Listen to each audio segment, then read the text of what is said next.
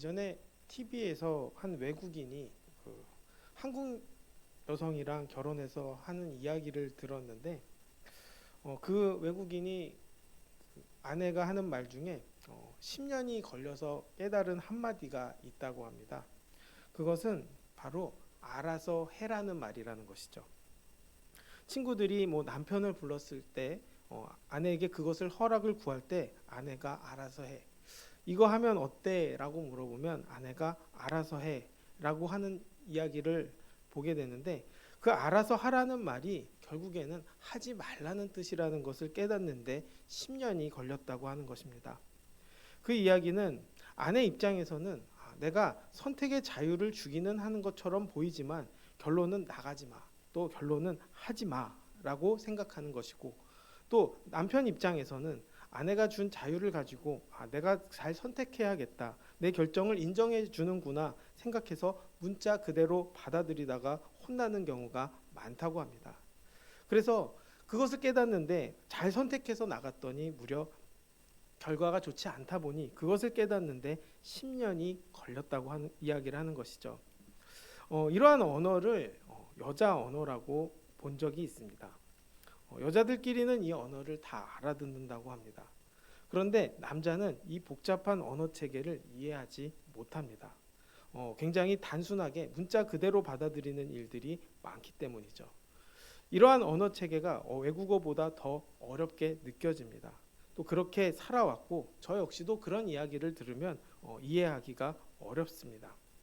그런데 이 이야기들을 보면서 사람의 복잡 미묘한 심리를 발견하게 됩니다.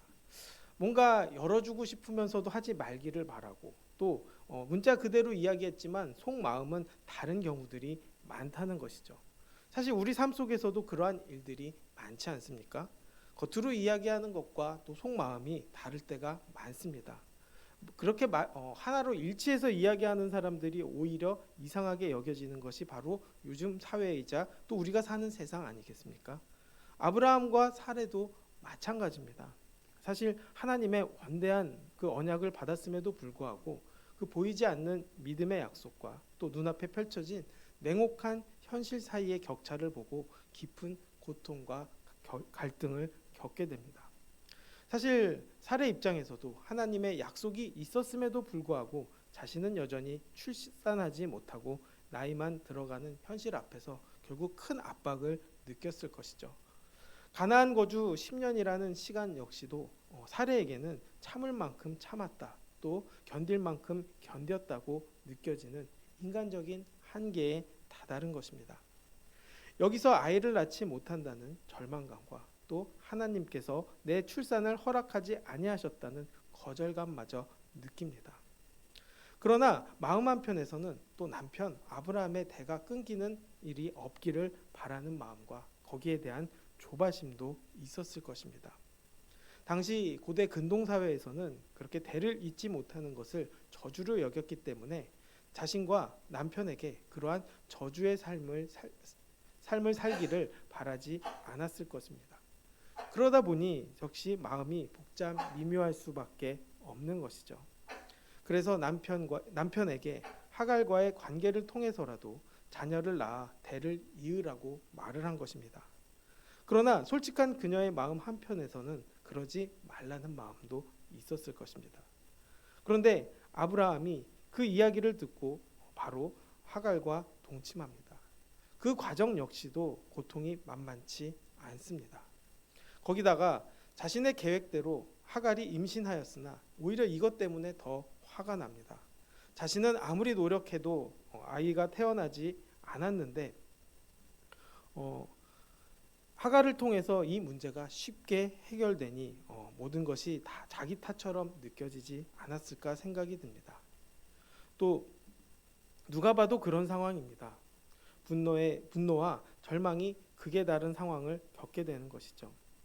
결국 하갈이 임신했다는 사실은 결국 자신의 문제로 모든 것이 판단되기 때문에 더 슬펐을 것입니다. 거기다 하갈마저도 교만해집니다. 그래서 그녀를 멸시하고 또 여기에 폭발적인 분노와 모욕감을 느껴 하갈을 학대합니다. 그리고 그 책임을 남편인 아브라함에게 전가하기도 하는 것이죠. 아브라함 입장에서는 어떻겠습니까? 시키는 대로 했는데 왜 화를 내는가? 이렇게 생각하기도 쉬웠을 것입니다. 그러나 아브라함 역시도 고민했을 것이죠. 아브라함의 심정 역시도 그 불신과 믿음의 사이에서 많이 방황했음을 보게 됩니다. 분명 밖에서 하늘의 별을 볼 때는 하나님의 언약을 기억하며 감격했지만 정작 장막 안으로 들어와서 아무 변화 없는 아내의 사례의 모습을 볼 때 결국 약속의 흔적을 찾을 수 없어서 괴로워했겠죠. 도대체 어떻게 해야 할지 잘 모르게 됩니다. 그런데 그런 상황에서 사례가 하갈과의 관계를 제안했을 때 아브라함이 별다른 저항 없이 이것을 수용한 것은 그 역시도 그 마음속에 인간적인 방법을 고민하고 있었기 때문입니다. 이것이 정말 하나님의 뜻인가 보다. 분명히 내 몸에서 자녀가 나온다고 하셨지 사례를 통해서 나온다고는 하시지 않았으니까 이것이 맞나 보다 생각해서 나름대로 최선을 다해 그 아내의 말을 듣고 이것을 하나님의 응답으로 생각하고 하갈과 동침한 것이죠. 그러나 겉으로는 그의 모습 속에서 믿음의 길을 가고 있다는 것처럼 느껴지지만 결국 마음 한구석에는 다른 생각이 있다는 것입니다. 세상의 지혜와 또 방법을 찾고 있었다고 보는 것이죠. 그러면서도 자기 나름대로는 최선을 다했다고 생각한 것입니다. 그리고 결과적으로는 하갈이 임신했고 그 역시도 나름의 최선의 결과라고 생각한 것이죠. 그래서 사례와 하갈의 갈등이 불거졌을 때 결국 가장으로서의 영적인 권위를 가지고 중재하기보다는 당신 눈에 좋을 대로 행하라며 슬그머니 뒤로 물러나는 모습도 보인 것이죠. 어쩔 수 없이 아이는 태어나야 하지 않겠는가. 아내의 마음도 생각하지만 또 그것을 또 하갈 편만 들어서는 안 된다 생각했던 것이죠. 결국 이 두 사람은 모두 하나님의 목적과 하나님의 방법과 하나님의 때에 이루어져야 한다는 그 모든 사실을 기억하지 못했습니다. 사실상 망각해버린 것입니다. 그럴 수밖에 없다고 생각합니다. 무려 10년이라는 세월을 자신들의 기준으로 판단하며 하나님의 주권을 인정하기보다는 여전히 자신들의 경험과 세상의 관행을 신뢰하는 실수를 범하게 된 것이죠. 결국 아브라함과 사례는 하나님을 믿으면서도 동시에 세상을 의지하는 믿음의 함정에 빠졌으며 또 그 기다림의 끝에서 인간적인 조바심이 믿음을 압도했던 심정임을 보게 됩니다. 그러면서도 여전히 하나님을 믿고 따른다고 이야기하는 것이죠. 사실상 여기서 자유로울 사람들이 누가 있겠습니까? 10년간의 기도 속에 응답이 없다. 이런 생각이 들면 여전히 다른 생각하기가 굉장히 쉽다는 것을 보게 됩니다. 사실상 우리 자신도 자유롭지 못하다는 것이죠. 그렇기 때문에 우리는 이 신앙의 고백 속에서 또 이루어지지 않는 현실 속에서 어떤 선택을 해야 하는가 오늘 사례와 또 아브라함을 통해서 보게 됩니다. 결국 하나님을 끝까지 믿는 것, 그것을 의지하는 것, 이것이 중요하다는 것을 알게 되는 것이죠. 사실 여기서 또 하갈의 입장도 있습니다. 하갈은 사실 선택권이 없습니다. 자기 의사와 상관없이 주인의 뜻을 따랐을 뿐이지만 또 인생이 완전히 달라집니다. 단순한 여종에서 이제는 아이를 가진 첩으로 바뀌게 됩니다. 또 그 아이가 대를 이을 것이라고 생각했더니 결국 자기가 주인처럼 생각이 들었던 것이죠. 그러나 그럼에도 불구하고 그녀는 어쩔 수 없이 도망하게 되고 또 그럼에도 불구하고 하나님의 사자를 만나게 됩니다. 그리고 그 이야기를 듣고 또 도망해서 다시 돌아가는 자리로 극적인 심정의 변화를 겪게 됩니다. 사실상 아이를 가졌다라는 것은 결국 그 자기의 주인이 하지 못한 일을 해냈다고 생각하는 것이죠. 그러다 보니 마음속에 멸시하고 무시하는 마음도 생겼고 결국 이를 두고 하갈이 주인을 가치 없이 여기는 태도를 보였다고 생각합니다. 주인이 이제는 죽으면 끝이고 나는 대를 이을 사람이라고 생각한 것이죠.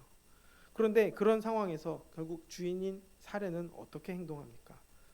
오히려 모질게 학대하기 시작합니다. 그 학대는 어느 정도인지는 알 수 없지만 하갈이 감당하기 힘들 정도의 고통을 느낀 것 같습니다. 그러다 보니 견디다 못해 결국 주인의 허락 없이 광야로 도망칩니다. 당시 노예가 주인을 떠나는 것은 죽음을 각오해야 하는 일이었고, 또 하갈은 갈 곳 없는 처지에서 극심한 두려움과 막막함까지 느꼈습니다. 그것을 알았는지 몰랐는지 몰라도 그것을 각오하고 떠날 정도로 고통스러웠던 것이죠. 그런데 그 광야에 나가서 이제는 죽겠구나 하는 그 상황에서 여호와의 사자를 만나게 됩니다. 그리고 충격을 받게 되는 것이죠. 그녀는 그동안 하나님이 오직 주인 아브라함과 사레만의 하나님으로만 알았는데 오히려 자신의 하나님이라는 것도 깨닫게 되었다는 것이죠. 하나님께서 그의 고통을 들으시고 또 이름을 불러주시사 결국 그녀는 나를 살피시는 하나님을 경험하게 됩니다. 그리고 위로받게 되었다는 것이죠. 천한 몸종인 자기의 고통까지도 기울이시는 결국 하나님을 향해 경이로움과 감사를 느낀 것입니다. 그래서 그때부터는 다시 돌이켜서 여전히 나를 지키시는 하나님이 계시구나. 내가 혼자가 아니구나. 또 내 자녀를 통해서 하나님께서 또 인도하시고 역사하시는구나. 이것을 믿게 됨으로 인해 결국 내 주인에게 돌아가 복종하라는 그 힘든 명령을 받아들이고 순종하게 되었다는 것이죠. 아브라함과 사레는 10년을 기다려도 순종하지 못했지만 하갈은 아무것도 없는 빈몸의 상태였음에도 불구하고 오히려 단번에 순종할 수 있었습니다. 어떻게 보면 이것은 믿음의 체념을 이야기할 수 있는 것이죠. 결국 하나님의 주권을 하갈 자신이 인정함으로써 자기 자신과 또 세상을 이기는 초월적인 마음 상태를 보게 되었습니다. 결국 하갈은 인간적인 교만으로 갈등을 빚고 또 절망의 구렁텅이에 빠졌지만 자신을 지켜보시고 인도하시는 하나님을 만남으로 결국 비참한 종의 신분을 뛰어넘는 영적인 평안과 또 순종하는 마음을 갖게 되었습니다.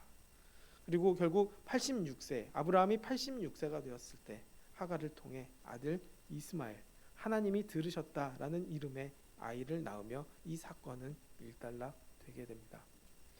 결국 아브라함과 사레가 믿음의 여정 속에서 큰 실수를 저지르고 또 그로 인해 오랜 갈등과 대가를 치르게 됩니다. 여전히 이스라엘과 또 아랍의 사람들이 많은 분쟁과 문제를 많이 부딪히는 모습을 우리가 보고 있지 않습니까? 그러나 그럼에도 불구하고 하나님께서는 이 모든 과정을 통해 결국 모두가 믿음 자라기를 기다리신 것입니다.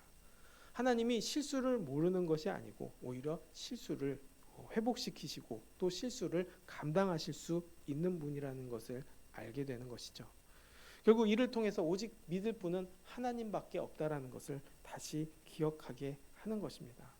결국 시간이 더 지나서야 자녀를 낳게 되지만 사레가 사라로서 자녀를 이삭을 낳게 되지만 결국 그 모든 과정 속에 하나님의 은혜와 섭리가 있다는 것이죠. 하나님은 실수한 자들에게도 또 고통받은 자들에게도 모두 대책을 가지고 계시다는 것입니다. 그래서 하나님께서는 선하신 분인 것이죠. 결국 우리의 실수가 하나님의 일을 어렵게 만드는 것처럼 보이지만 결국 하나님께서는 합력하여 선을 이루시는 분이라는 것을 다시 한번 기억하게 됩니다. 우리의 마음속에 복잡 미묘한 그 마음들 또 여러 가지 생각들 그것 때문에 오히려 의심하고 실수하는 일들도 많지만 하나님께서는 결국 인간이 하나님의 때를 기다리지 못하고 세상의 방법과 또 세상의 방법을 선택한 인간의 실수와 그로 인해 고통받는 모두에게도 결국 그 실수조차 수습하시며 각 사람에게 인격으로 만나주시는 하나님의 은혜를 경험하게 됩니다.